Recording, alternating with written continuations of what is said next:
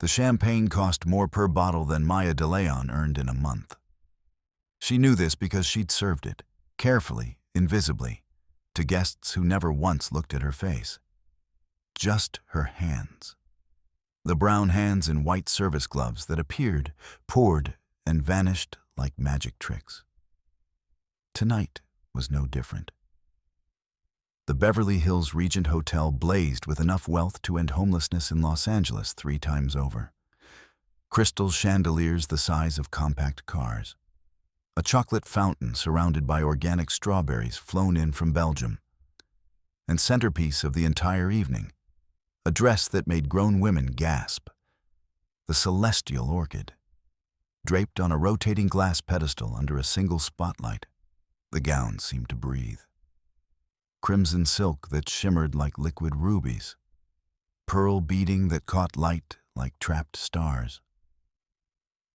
The kind of dress that didn't just make you beautiful, it made you untouchable. Maya was replacing napkins at table 7 when the voice boomed across the ballroom. "That one. Yes, you with the cart." She looked up. A man in traditional Gulf attire stood near the dress, pointing directly at her. His gutra was so white it practically glowed. His watch probably cost more than her car. Everything about Khalid al-Rashad screamed money, the kind that didn't whisper, it shouted. Maya's stomach dropped. "Come here," he commanded, waving her over like summoning a pet. 200 heads swiveled in her direction. She felt her face go hot. Her supervisor was watching from the kitchen doorway, nodding frantically. "Do what he says."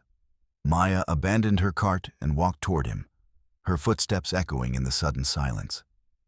Khalid smiled, the kind of smile that didn't reach his eyes. "Tell me something.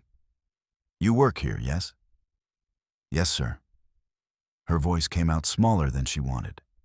"Wonderful." He turned to address the crowd like a ringmaster. "I have a proposition, an experiment, if you will." He gestured theatrically at the celestial orchid. This magnificent dress, size 0, made for perfection. His eyes slid back to Maya. "What size are you? 12? 14? Someone snickered. Maya's throat tightened. "I don't see how. Here's my offer." Khalid spoke over her, his voice rising with showmanship. "If you can fit into this dress, not squeeze, not struggle, but fit, I will marry you, legally, publicly, right here in Beverly Hills." The room erupted. Laughter crashed over her like a wave. Phones materialized instantly, recording from every angle. A woman in diamonds actually clapped. Someone yelled, "Is this a prank show?" Khalid raised his hands for silence. "I'm serious. 1 month, 30 days from tonight. You fit the dress, I'll fly in my family. We'll have a ceremony at the Four Seasons. I'll even let you keep the dress afterward." More laughter. A man in the back shouted, "Make it legally binding." "Excellent idea." Khalid snapped his fingers. "Someone find my attorney. We'll draft something right now." Maya stood frozen, her humiliation complete. She could feel every eye on her body, judging, measuring, finding her lacking. The worst part? A tiny voice in her head agreed with him. She turned and walked away. Not ran, she wouldn't give them that. She walked with as much dignity as she could gather, straight through the service door into the back hallway. The door clicked shut. The laughter became muffled, and Maya DeLeon let herself break. She pressed her forehead against the cool metal storage shelves and cried, great, ugly sobs that shook her entire body. For her dead-end job, for her brother's medical debt, for the FIDM scholarship she'd abandoned, for every time she'd been invisible, disposable, less than. Her phone started buzzing, then didn't stop. She pulled it out. Her hands were shaking. The video was already everywhere. Twitter, Instagram, TikTok. Thousands of views climbing by the second. The comments were a battlefield. "This is cruel. He's trash. But honestly, she'd need a miracle. Team Maya, show him. Why was she even in the room? Maya stared at her phone screen until her vision blurred. Then something happened. Something she couldn't quite explain. The crying stopped, her breathing evened out. And beneath the humiliation, beneath the shame, something ancient and fierce ignited in her chest. 30 days? She wiped her face with her sleeve. Fine. Maya's shift didn't end until 2 a.m. She spent the remaining 4 hours cleaning up after people who'd laughed at her. Picking up abandoned champagne flutes with lipstick stains. Vacuuming confetti that cost more than her groceries. Scrubbing a bathroom where someone had vomited caviar.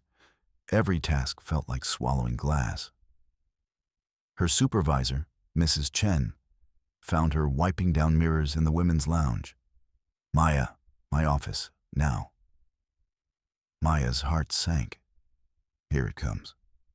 She'd be fired for causing a disturbance or embarrassing a valued guest. It didn't matter that she'd done nothing wrong. In places like this, being the wrong kind of visible was enough. Mrs. Chen's office was cramped and smelled like instant ramen. She gestured for Maya to sit, then closed the door. I saw the video. Mrs. Chen, I know. The older woman's expression was unreadable. You didn't do anything. But that's not how corporate sees it. Mr. Al-Rashad is a platinum-level client. He's threatening to pull his business if we don't address the situation. Maya's blood went cold. You're firing me. I should. Mrs. Chen leaned back in her chair. But I'm not. Because what he did was cruel, and I've worked here 23 years watching rich men be cruel to women who can't fight back. She pulled out an envelope. This is your schedule for next month. I'm cutting you to 3 shifts per week. Tell anyone who asks that you requested reduced hours for personal reasons. Maya took the envelope, confused. I don't understand. You have 30 days, don't you? Mrs. Chen's eyes were sharp. Whatever you're planning to do with them, you'll need time. Consider this my contribution. I'm not actually. Maya stopped. Was she? Was she really going to take Khalid's challenge seriously? Mrs. Chen smiled thinly. That man humiliated you in front of the world. The video has 6 million views. People are arguing about you on cable news. You can either disappear and let them forget, or you can do something they'll never forget. She stood up. Now get out of here. You look terrible. Maya left the hotel through the service exit as dawn broke over Los Angeles. The city was just waking up. Delivery trucks rumbling down Wilshire, joggers in expensive athleisure stretching against palm trees, the smell of fresh bread from the Korean bakery on the corner. She sat in her 2009 Honda Civic and finally let herself look at her phone properly. The video had gone supernova. Not just viral, cultural phenomenon viral. News outlets were covering it. Late-night hosts were joking about it. There were think pieces on body shaming and wealth inequality. A GoFundMe someone started called Send Maya to a Spa had raised $47,000. But worse, or maybe better, were the people believing in her. Twitter user Maria from Bronx. Maya, if you're reading this, you got this. Show that arrogant asshole. Instagram comment from Fitness with Tasha. I'm a trainer in LA. If Maya wants help, DM me. Free sessions. I mean it. TikTok video from The Sassy Nurse with 2M likes. Listen up. This isn't about fitting a dress. This is about a woman deciding she's done being treated like she's invisible. I'm here for it.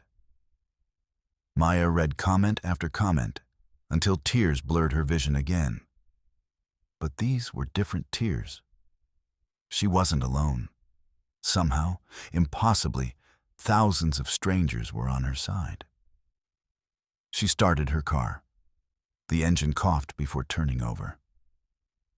Her apartment in East LA was a 40-minute drive in early morning traffic. She needed to check on Carlos, catch maybe 3 hours of sleep, then figure out what the hell she was doing with her life. But as she merged onto the 10 freeway, watching the sunrise paint downtown LA in shades of gold and pink, Maya made a decision. 30 days.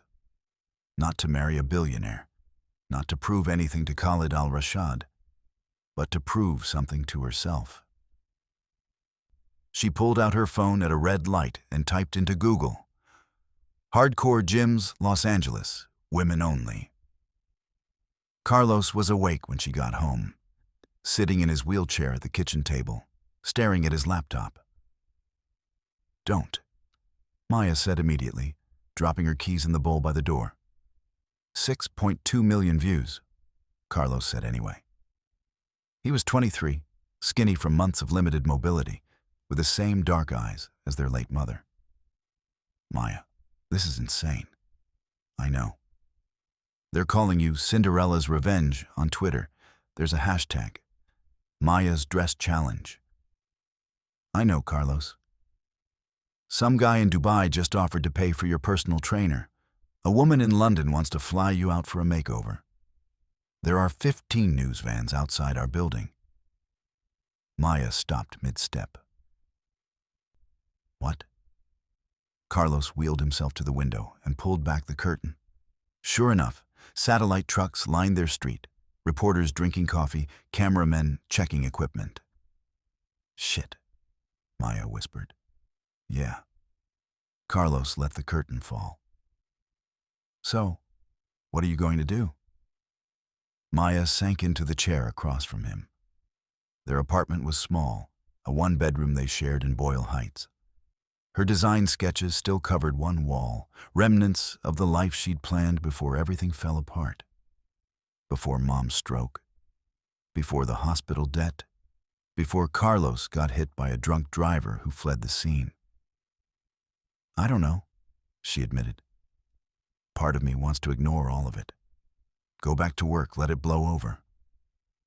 "And the other part?" She looked at her brother. "The other part wants to burn his entire world down." Carlos grinned. It was the first real smile she'd seen from him in months. "There's my sister. It's stupid, right? He's a billionaire. I'm a hotel maid. This isn't some fairy tale where I magically transform and—" "You were a fashion student at FIDM," Carlos interrupted. "Full scholarship. Top of your class. You only left because of me." "I left because Mom was already gone." His voice was gentle but firm. "You stayed for me, and I've watched you kill yourself for 2 years, keeping us afloat while I healed. Maybe it's time you did something for you." Maya's phone buzzed. Then again. She looked down. A DM on Instagram from someone named Sergeant Amelia Torres. "Saw the video. I run a women's training facility downtown. Iron Women Gym. If you're serious about this, come by tomorrow. 6 a.m. Don't be late. First month is free." Maya showed Carlos the message. He read it, then looked at her seriously. "Maya, if you do this, it can't be about fitting into a dress. It has to be about something bigger." "Like what?" "Like remembering who you were before life beat it out of you." The gym was in a converted warehouse near the Arts District. No windows, just a steel door with Iron Women stenciled in industrial letters. Maya arrived at 5:55 a.m., wearing old yoga pants and a t-shirt from a 5K she'd never run. The door was unlocked. Inside, the space was raw. Concrete floors, heavy bags hanging from chains, weights that looked medieval. And in the center of it all, a woman doing pull-ups like they were effortless. She dropped down when Maya entered. "You're early. Good." Sergeant Amelia Torres was maybe 50, built like she could snap steel bars, with gray-streaked hair pulled into a tight bun and eyes that missed nothing. I'm Sarge. Everyone calls me Sarge. Maya, I know who you are. The whole world knows who you are. Sarge walked in a slow circle around her, assessing. Tell me why you're here. Because of the video, the challenge. Wrong answer. Sarge stopped in front of her. Try again. Maya hesitated. Because I'm tired of being invisible? Better, but still not it. Sarge crossed her arms. You're here because you're angry. Because that man made you feel small and you want to make him pay for it. That's fine. Anger is fuel, but anger alone won't get you through what I'm about to put you through. Then what will? Purpose. Sarge walked to a whiteboard covered in workout schedules. You have 30 days to fit a dress.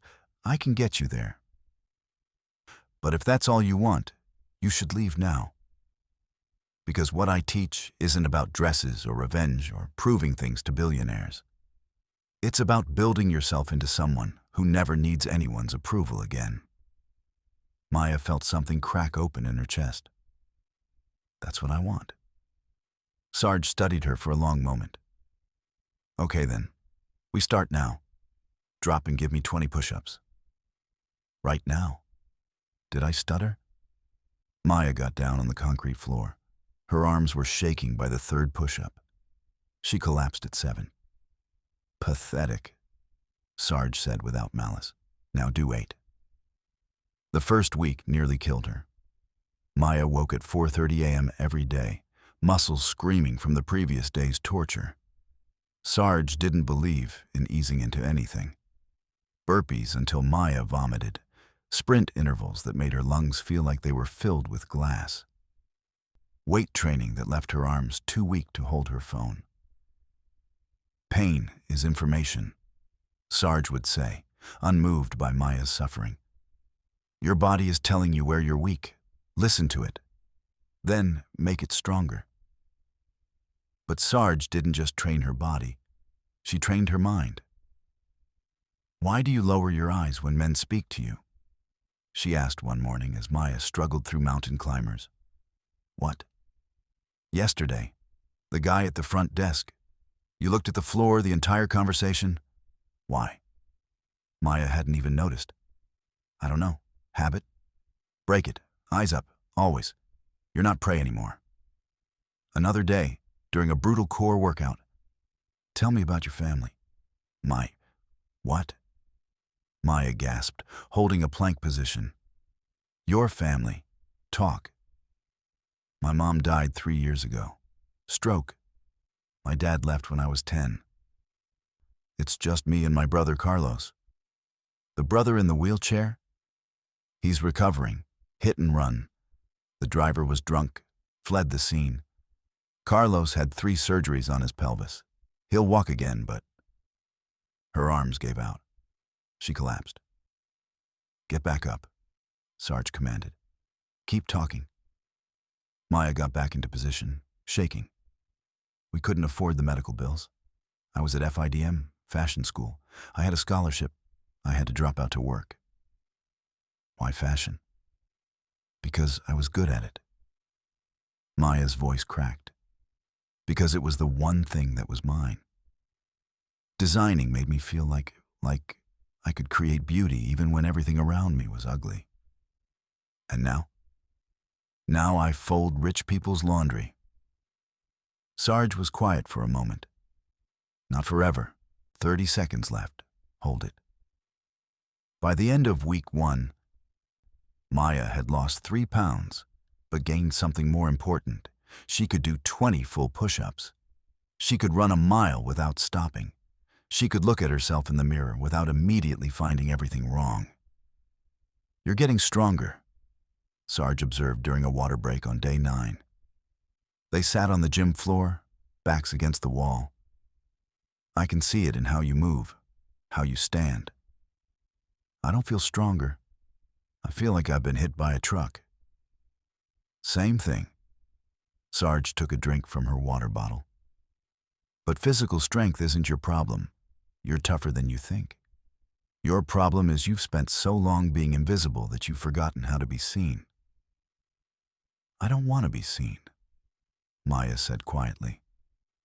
Being seen is how you get hurt. Being hidden is how you disappear.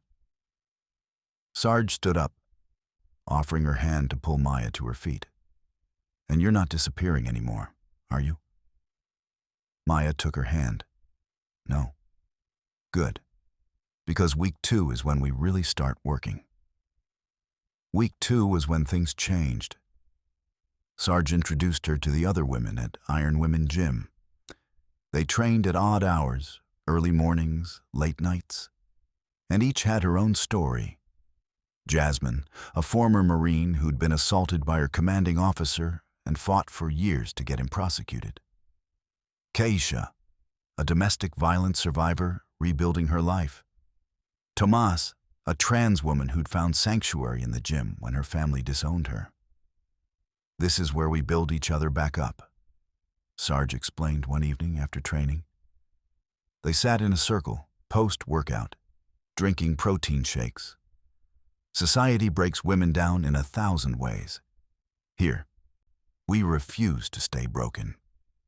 Maya listened to their stories and felt less alone than she had in years. But she also felt something else growing inside her, something darker than determination. Curiosity. Can I ask you something? She said to Sarge one night as they were closing up. Shoot. That man, Khalid, the one who humiliated me. Maya hesitated. Do you think he does this kind of thing often? Public humiliation? Sarge's expression shifted. Why do you ask? Because I keep thinking, someone that comfortable being cruel in public must be worse in private. Maya pulled out her phone. I've been researching him. There are these threads online, Reddit, Twitter, women talking about working for his company, about weird NDAs, about parties where things happen that no one's allowed to discuss. Sarge was very still. What are you thinking, Maya? I'm thinking maybe this isn't just about a dress anymore. The video was still going viral. 14 million views. News segments on CNN and BBC, think pieces in The Atlantic and Vogue. Khalid had given exactly one interview. A phone call with a Dubai-based business network, where he dismissed the entire incident as a harmless joke that Americans are too sensitive to understand. That quote was what pushed Maya over the edge. She started digging. Late at night, after training and her reduced hotel shifts, she'd sit at her laptop and search. Khalid al-Rashad controversies. Al-Rashad tech scandals. Khalid al-Rashad lawsuit. The mainstream results were mostly puff pieces. Tech genius, visionary investor, philanthropist. But if you dug deeper into the comment sections, the archived pages, the places where NDAs didn't reach, a different story emerged. A Reddit thread from 3 years ago, now deleted but cached. I worked at Al-Rashad Technologies for 6 months. The parties at his LA penthouse weren't optional. If you didn't go, you didn't advance. If you went, things happened that we all signed papers to never discuss. A Twitter account, suspended but screenshot. He collects women like trophies and discards them like trash. I have proof, but his lawyers threatened to destroy my life if I ever went public. To anyone thinking of working for him, run. An anonymous Glassdoor review. Toxic culture. HR protects executives, not employees. If you're a woman, especially a young woman, you will be uncomfortable. I left after 8 months and needed therapy. Maya screenshot everything. She created folders. She started a timeline. And the more she found, the angrier she became. This wasn't just about humiliating her at an auction. This was about a pattern. On day 16 of her training, she found Danya. The name appeared in a Twitter thread, someone responding to the viral video with, "If Maya really wants revenge, she should talk to Khalid's former assistant, the one who ran to San Francisco and never looked back." Exdenia speaks truth. Maya clicked on the profile. It was sparse, no photo, just a bio. Survived, still surviving. Some truths cost everything to tell. She sent a DM. Hi, I'm Maya, the woman from the video. I don't know if you'll see this or care, but I'm trying to understand who Khalid really is. If you're willing to talk, I promise to listen. She didn't expect a response. 2 hours later, her phone buzzed. Dania speaks truth. I've been waiting for someone like you to ask. Meet me, in person, somewhere public. I'll tell you everything. Maya told Sarge about the message the next morning during their session. This woman, Dania, she worked for Khalid. She wants to meet. Sarge stopped mid-rep, lowering the weight she was spotting. And you're going to go? I have to. Why? Sarge's eyes were sharp. What are you hoping to find? Maya had been asking herself the same question. I don't know exactly. But everyone keeps treating this like it's about me fitting into a dress. Like that's the whole story, but it's not. The way he did it, so casually, so publicly, that's someone who's never faced consequences. I want to know what else he's done. And then what? You expose him? You're not a journalist, Maya. You're a woman who works at a hotel. He has armies of lawyers. I know. Maya sat down on a bench, suddenly exhausted. Maybe I'm crazy. Maybe this is just me looking for a reason to turn humiliation into purpose. But Sarge, I can't stop thinking about it. What if I'm not the first person he's done this to? What if I'm just the first one who was caught on camera? Sarge sat down beside her. For a long moment, she didn't speak. Then, you know what my specialty was in the army? Intelligence gathering. Finding information people didn't want found. Building cases that couldn't be refuted. She looked at Maya. If you're going to do this, you need to be smart. You need to be careful. And you need to understand that powerful men don't fall easy. Will you help me? Help you do what exactly? Find the truth, Maya said. And then burn his whole world down. Sarge smiled, a fierce, dangerous smile. Now you're talking my language. They spent the rest of the session planning instead of training. First step is meeting this Dania, Sarge said, pulling out her laptop. But not alone. I'm coming with you. Where does she want to meet? Maya checked the DMs. Dania had responded with an address. A cafe in San Francisco near Pier 39. Public, busy, safe. San Francisco is a 5-hour drive, Maya said. I'd have to take a day off work. So take it. This is more important. Sarge typed rapidly. I'm checking this woman's digital footprint, seeing if she's real or if this is a setup. You think Khalid would? I think rich men do anything to protect their secrets, including sending fake whistleblowers to discredit real ones. Sarge's screen filled with search results. Okay.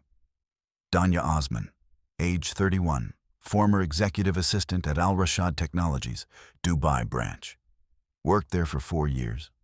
Left abruptly in 2023, no public statements. Lives in San Francisco now, works as a freelance consultant. She looked up. She's real, which means whatever she has to say is probably real too. Maya felt her heart rate increase. So we go? We go. Day after tomorrow. I'll drive. You sit and prepare questions. Sarge closed her laptop. But Maya, I need you to understand something. If you go down this road, if you start pulling threads on a billionaire's life, you can't unpull them. Your life will change. Probably not in ways you can control. Are you ready for that? Maya thought about the past 16 days. The brutal training, the late nights researching, the growing certainty that this was about something bigger than fitting into a dress. I'm ready. Then Let's find out what Khalid al-Rashad is really hiding. The cafe overlooked the bay. Tourists milled around Pier 39, taking photos with sea lions and eating overpriced clam chowder. Maya and Sarge sat at a corner table, nursing coffees, waiting. "That's her," Sarge said quietly. A woman in her 30s entered. Dark hair pulled back, designer sunglasses, moves like someone constantly checking over her shoulder. She scanned the room twice before spotting them. Danya slid into the empty chair. "You came." "You asked me to," Maya said. Up close, Danya looked exhausted. Expensive clothes, professional makeup, but eyes that had seen things they couldn't unsee. "I've watched your video maybe 100 times. I kept thinking. Finally, someone the world will actually believe." "Believe about what?" Danya pulled out her phone, checked the door again, then leaned in. "Khalid al-Rashad is very good at making problems disappear. Women who threaten him get paid off, threatened or destroyed. I know because I helped him do it for 4 years. Maya's stomach turned. What kind of problems? Harassment complaints, assault allegations. One woman tried to press charges in Dubai. She withdrew them after her family received anonymous death threats. Danya's hands shook slightly. I processed the NDAs. I scheduled the payoffs. I became so good at making his messes vanish that he promoted me, gave me a Mercedes, called me his indispensable right hand. So why did you leave? Sarge asked. Danya's expression went cold. Because I realized I was next. He invited me to his LA penthouse for a business dinner, just the two of us. I'd been to dozens of his parties, always crowded, always alcohol-fueled, always with moments that made my skin crawl. But this was different. This was isolated, planned. She paused. I made an excuse, flew to San Francisco that night, hired a lawyer the next day. I've been in hiding ever since. Hiding from what? Maya asked.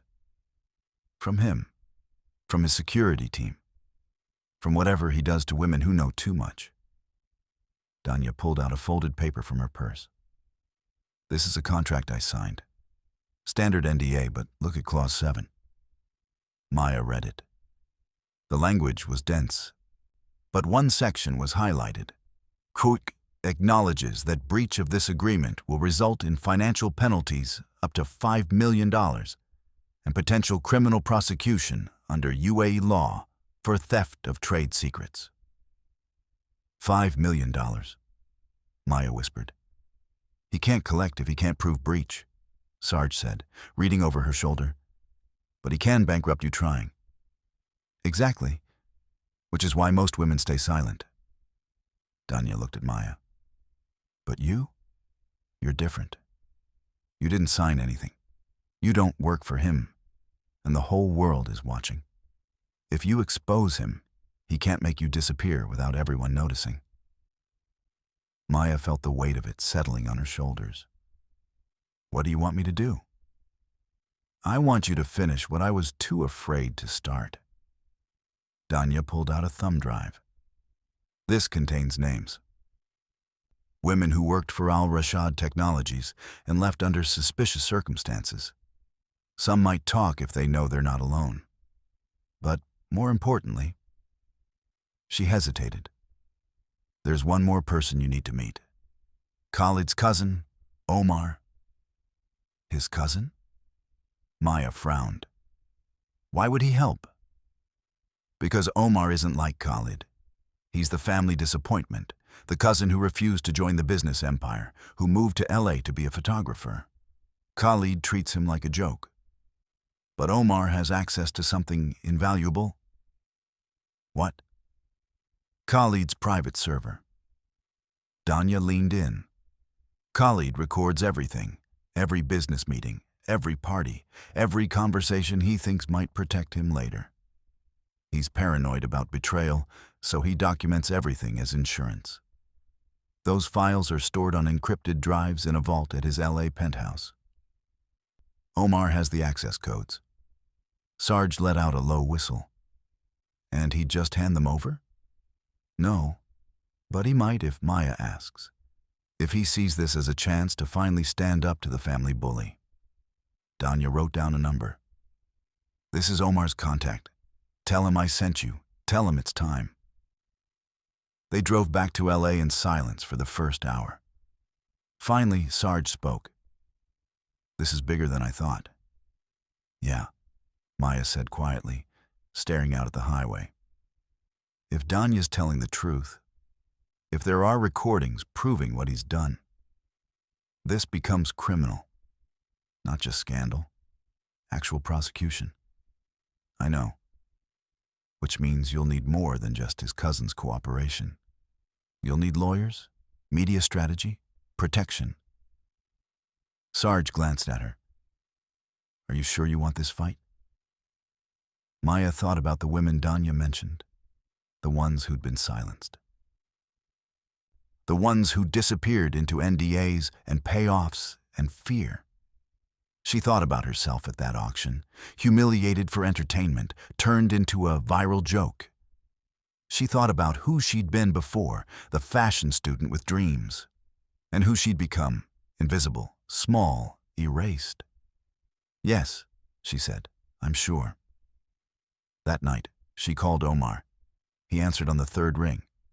Hello? His accent was softer than Khalid's, more American. Hi, my name is Maya DeLeon. Danya Osman told me to call you. A long pause. How is she? Scared, but brave. Maya took a breath. She said you have something that could help expose your cousin. I need to know if that's true. Another pause. Then, can we meet? In person? There are some things I don't want to say over the phone. They agreed on the next evening. A bookstore in Silver Lake. Public but quiet. When Maya arrived, Omar was in the philosophy section, pretending to browse Kant. He was younger than Khalid, maybe 35, dressed like an LA creative, vintage band t-shirt, expensive jeans, like a camera around his neck. You're the woman from the video, he said without preamble. That's me? He studied her face. I was at that auction. I saw what he did. I should have said something. Why didn't you? Because I've been afraid of Khalid my entire life. Omar sat down on a bench between the shelves. He's 8 years older. In our family, he's the golden son, the genius, the success story. And I'm the artist, the disappointment. He's been making me feel small since we were kids. So why help me now? Omar pulled out his phone, showing her a photo, a young woman, maybe 20, smiling at the camera. This is Fatima, my sister. She's brilliant. She wants to study at UCLA next year. Khalid's been pushing her to join his company instead, work as his assistant. His jaw tightened. I've seen what happens to his assistants. I won't let that happen to her. Danya said you have access to his files.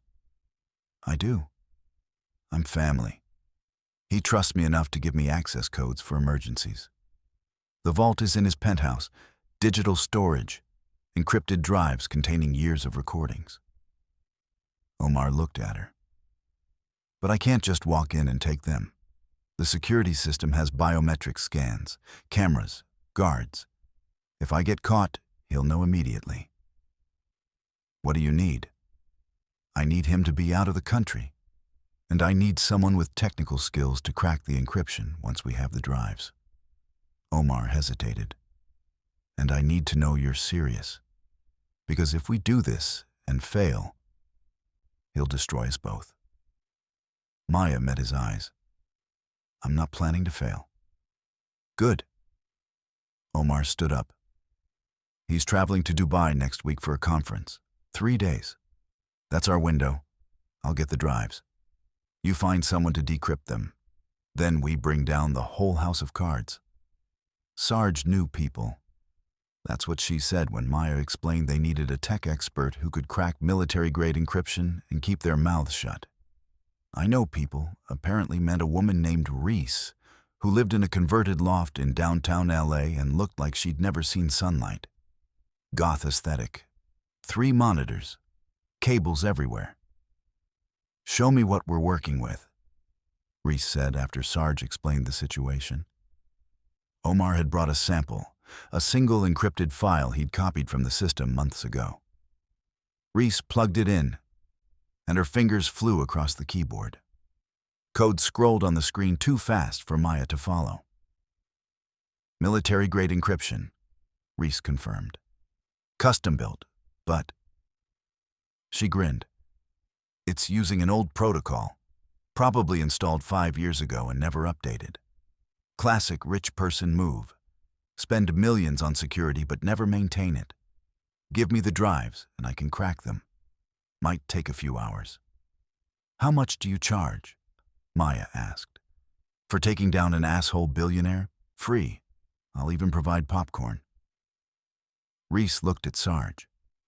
This is the most interesting thing anyone's asked me to do in years. The plan came together over the next 3 days. Day 23. Khalid flew to Dubai for the tech conference. Omar confirmed his departure. Day 24. Omar accessed the penthouse using his family key code.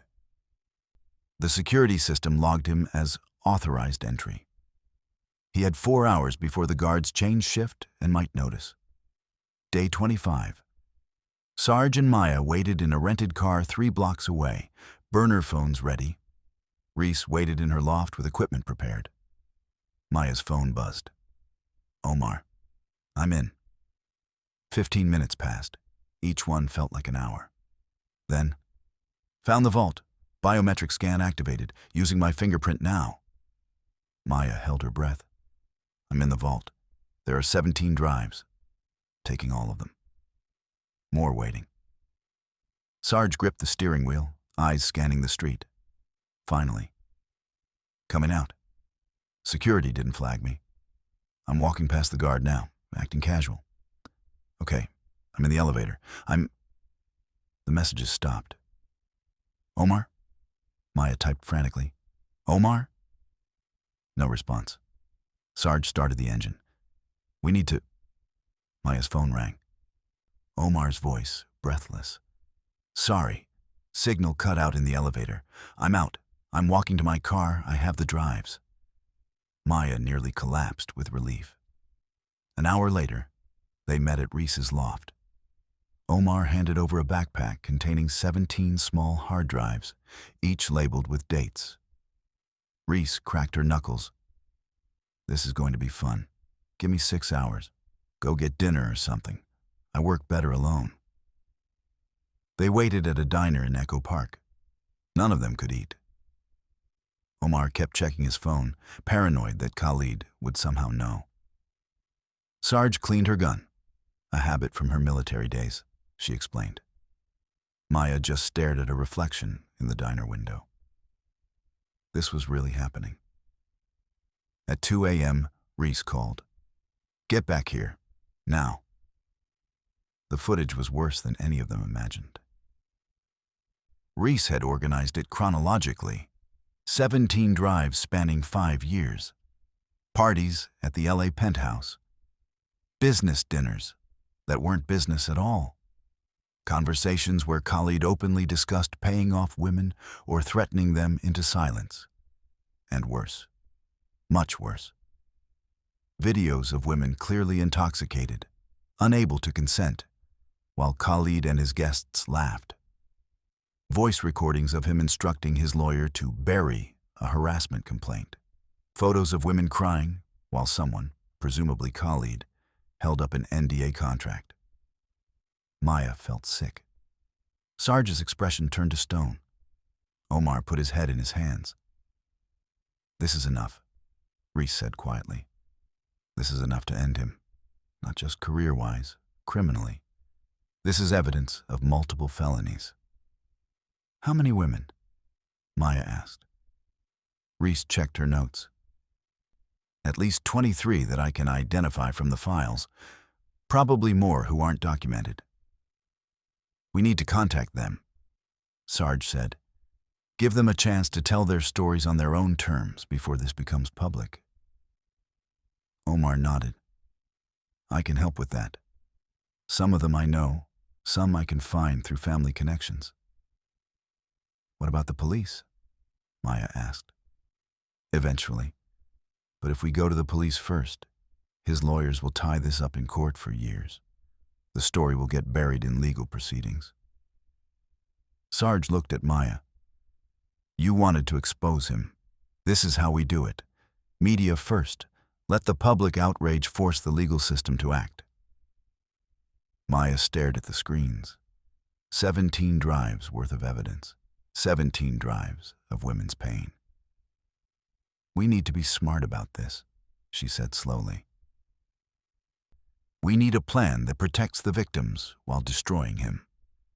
They worked through the night, building a strategy, contacting journalists they could trust, reaching out to victims to see who would speak publicly, creating a timeline of events. And through it all, Maya trained. Because in 5 days, there would be an event at the Hollywood Pacific Grand Theater, the auction closing ceremony. Khalid would be back from Dubai. The press would be there. The cameras would be rolling, and Maya would be ready, not just to fit a dress, but to burn his entire world down. Day 30 arrived like a storm. Maya stood in Sarge's gym at 5 a.m., staring at herself in the mirror. She barely recognized the woman looking back. 30 days ago, she'd been invisible. Hunched shoulders, downcast eyes, a body she tried to hide. Now, she stood straight. Her muscles were defined, not from starvation, but from strength. Her skin glowed from proper sleep and nutrition. But more than the physical changes, her eyes were different, harder, focused. A woman who'd found her purpose. You ready? Sarge asked, carrying a garment bag. Inside was the gown Maya had been working on late at night after training, a creation she'd designed herself. Not a replica of the celestial orchid, something better, something hers. Black silk with strategic cutouts that showed skin without being revealing. Hand-beaded panels she'd sewn herself, using techniques from her FIDM days. A dress that said, I'm not trying to fit your standards. I'm creating my own. I'm ready. Good. Because we just got confirmation. 21 women have agreed to attend tonight. They'll be sitting in the front section. When you give the signal, they'll stand. Unified front. Maya's throat tightened. 21. 21 who are willing to be public. There are more who'll remain anonymous, but have given permission to use their evidence. Sarge handed her a small flash drive. This contains the full presentation. Video, audio, documentation. Reese edited it down to 17 minutes. It's devastating. What about Khalid? Does he know? He knows something is happening. His lawyers have been calling Omar nonstop. He's threatened legal action. He's contacted the event organizers, trying to ban you from attending. Sarge smiled grimly. But the organizers are owned by a woman whose daughter was harassed at an Al Rashad company party. She told his lawyers to get lost. Maya took the flash drive with shaking hands. So tonight, you take back everything he took from you, and you help 21 other women do the same. The Hollywood Pacific Grand Theater was built in 1925, a remnant of old Hollywood glamour. Velvet seats, gold fixtures, a stage that had hosted everyone from Frank Sinatra to modern-day pop stars. Tonight, it hosted the closing ceremony of the LA Red Carpet Couture Auction, a fundraiser for fashion education programs. Ironic, Maya thought, given that she'd been kicked out of one such program by circumstance. The event started at 7 p.m. Maya arrived at 6:30, using the side entrance that Omar had arranged. She wore her black creation. Her hair was up, showing her face completely. No hiding. Backstage, she found her team. Sarge, in a sharp suit, playing security Reese, handling the technical aspects, Omar, pacing nervously Danya, who'd flown in that morning, looking terrified, but determined. The women are seated, Sarge confirmed. Front section, left side, exactly as planned. The press is positioned. We've got cameras from NBC, ABC, CNN, and a dozen online outlets. The live stream is active. Current viewers at 47,000 and climbing. Where's Khalid? Front row, right side, center seat. He showed up with an entourage of lawyers and a bodyguard. He thinks he's untouchable. Sarge gripped Maya's shoulder. You've got this. The ceremony began with speeches, awards to designers, auction highlights. Maya watched from backstage, her heart hammering. Then the host announced. And now, a special presentation. 30 days ago, a video went viral showing a moment that sparked important conversations about dignity, respect, and how we treat service workers. Tonight, that story reaches its conclusion. Please welcome to the stage, Maya DeLeon. The applause was thunderous. Maya walked out onto that stage, and for the first time in her life, she wasn't afraid of being seen. She was built for this moment. Good evening, Maya said, her voice steady. 30 days ago, Khalid al-Rashad made me a very public offer. If I could fit into a designer gown, he would marry me. The world laughed. I became a joke, a meme, a hashtag. The audience was silent. I took his challenge seriously. I trained every day. I transformed my body. And yes, she smiled slightly. I can fit into that dress.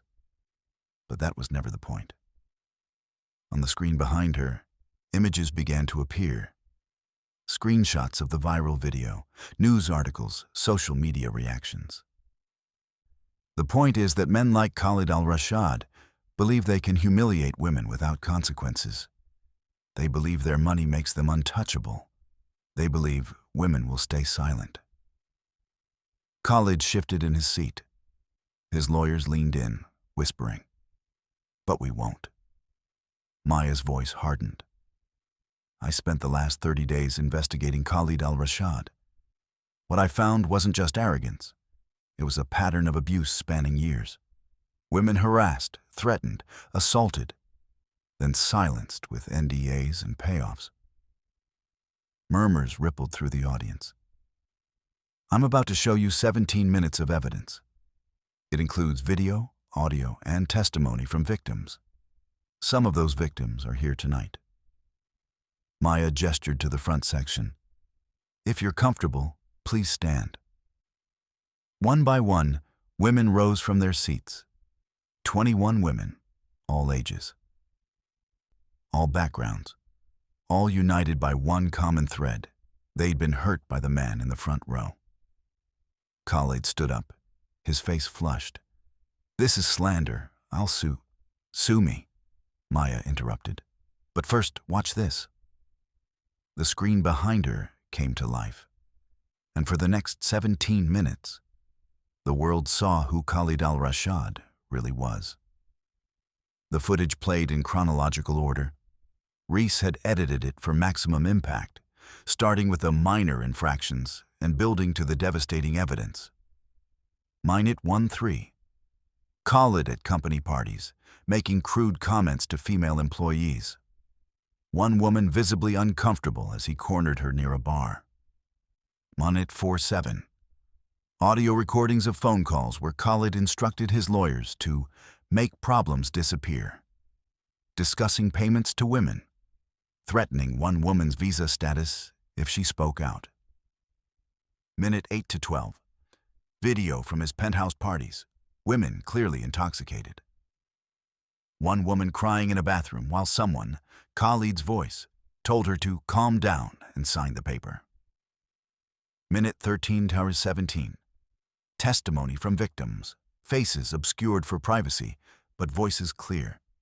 Stories of harassment, assault, retaliation.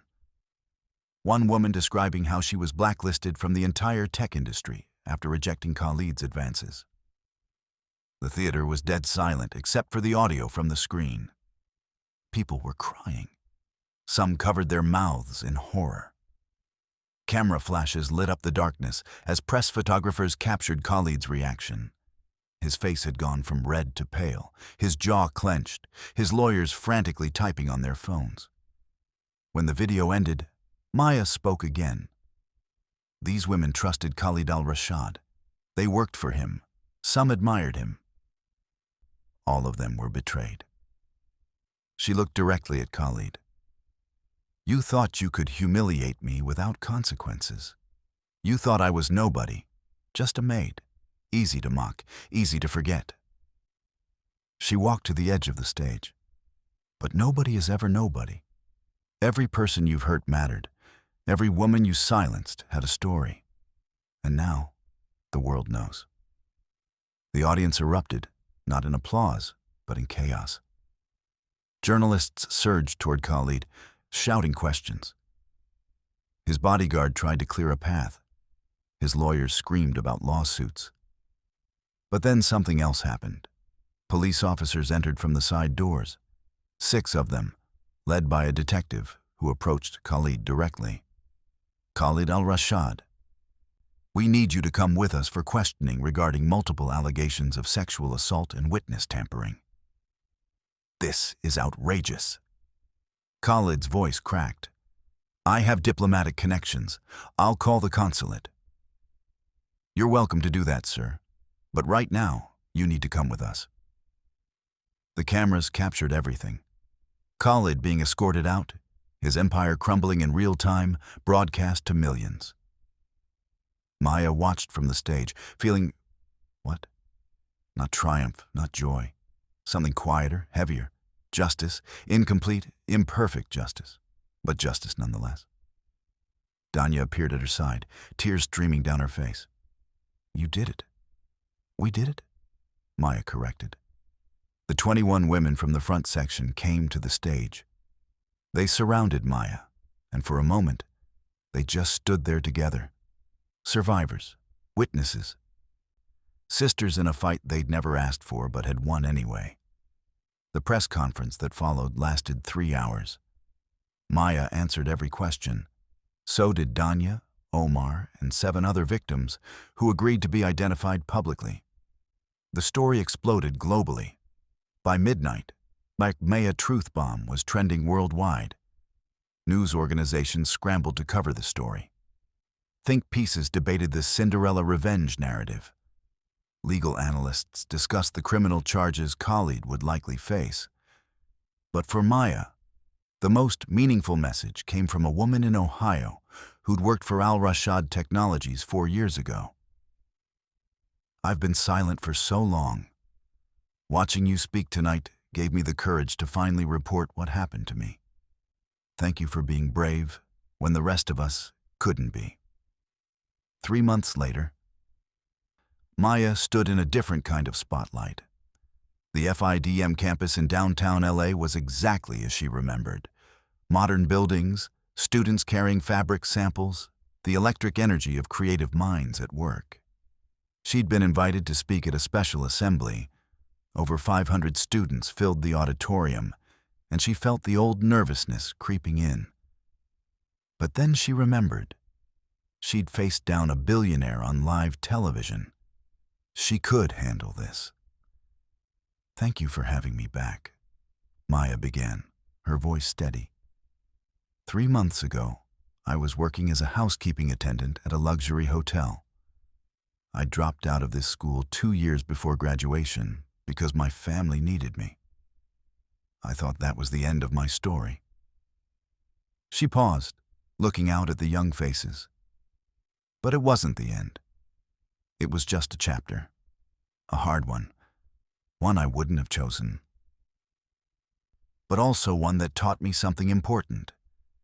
Your worth doesn't come from fitting into anyone else's vision of who you should be.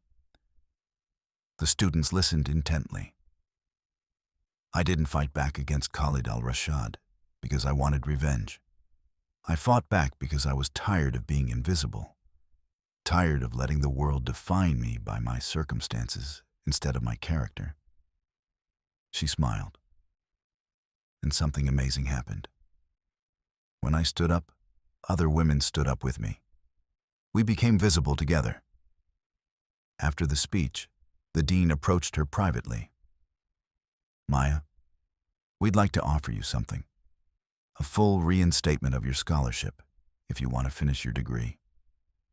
We've also created a new program, the Maya de Leon Fellowship for Interrupted Studies. It's for students who have to leave for family or financial reasons. We want to help them come back." Maya felt tears prick her eyes. I don't know what to say. Say yes. She did. Khalid al-Rashad was facing 17 criminal charges across 2 countries. His company's stock plummeted. His business partners withdrew support. Major clients severed contracts. The penthouse was seized as part of the investigation. His legal team tried every trick, attacking Maya's credibility, claiming the recordings were edited, attempting to discredit witnesses. But the evidence was overwhelming, and the court of public opinion had already rendered its verdict.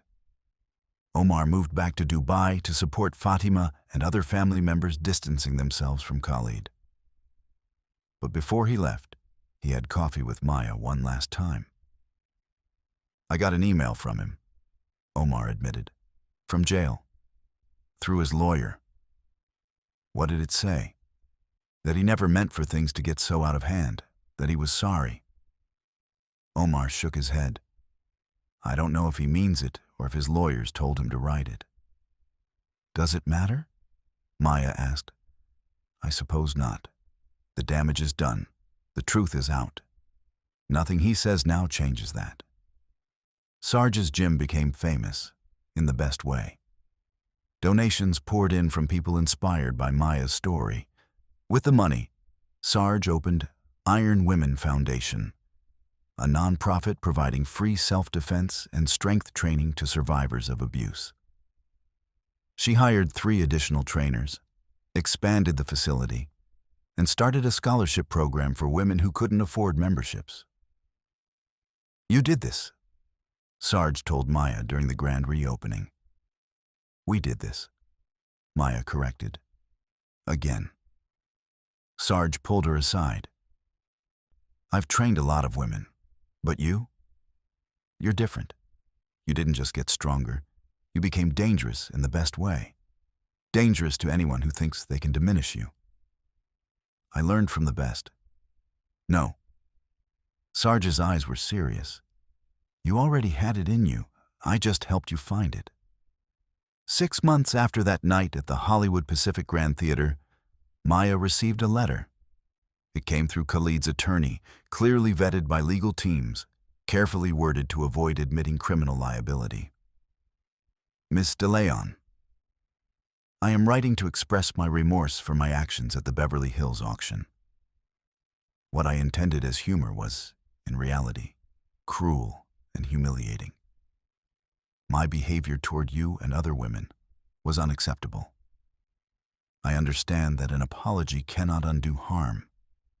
I am cooperating with authorities and seeking to make amends where possible. I have established a fund for the victims, though I recognize financial compensation is insufficient. What you did required courage I clearly lack. You gave voices to people I silenced. I hope someday to understand the depth of pain I caused." With regret, Khalid al-Rashad Maya read the letter twice, then filed it away. Not as forgiveness, not as closure, simply as documentation that the man who tried to erase her had been forced to acknowledge she existed. 1 year later, Maya walked across the stage at FIDM's graduation ceremony. Her brother Carlos was in the front row, walking with a cane now, but walking. Sarge sat beside him, beaming with pride. Danaya flew in from San Francisco. Reese showed up in a suit, looking uncomfortable but happy. Omar sent a video message from Dubai. Maya accepted her degree in fashion design with a specialization in sustainable fashion and social justice. Her thesis collection, displayed in the graduation show, was titled Invisible Women. Each piece was designed for body types ignored by high fashion. Each garment included hidden pockets containing stories from real women about times they'd been overlooked, dismissed, or erased. The collection was revolutionary. Buyers from 3 major retailers made offers. A documentary filmmaker asked to follow her career. But the moment Maya treasured most came after the ceremony. A young woman, maybe 19, approached her nervously. "Miss De Leon, I just wanted to say, I was about to drop out. My family needs money and I have to work 3 jobs, and I thought I couldn't handle school too.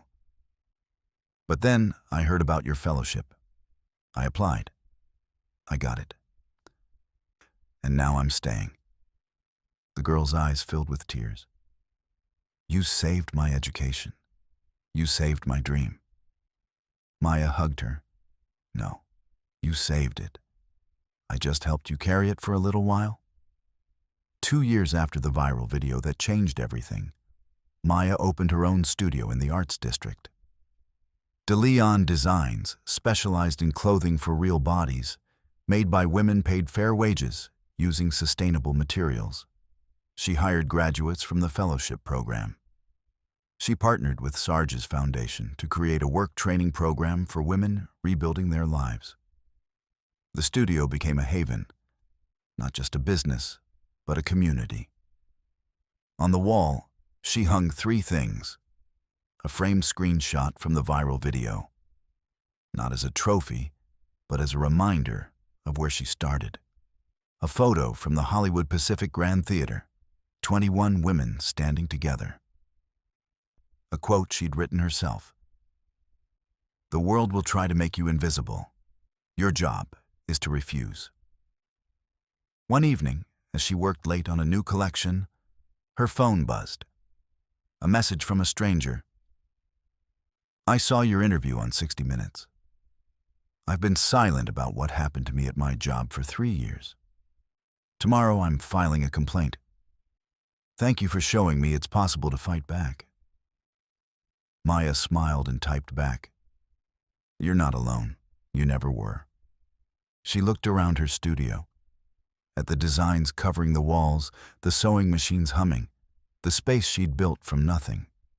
2 years ago, she'd been a maid with a cleaning cart, invisible to everyone except the people who needed to laugh at her. Now she was Maya De Leon, designer, survivor, voice for the voiceless. She'd never fit into Khalid al-Rashad's dress. But she'd built her own empire instead, and that was infinitely better.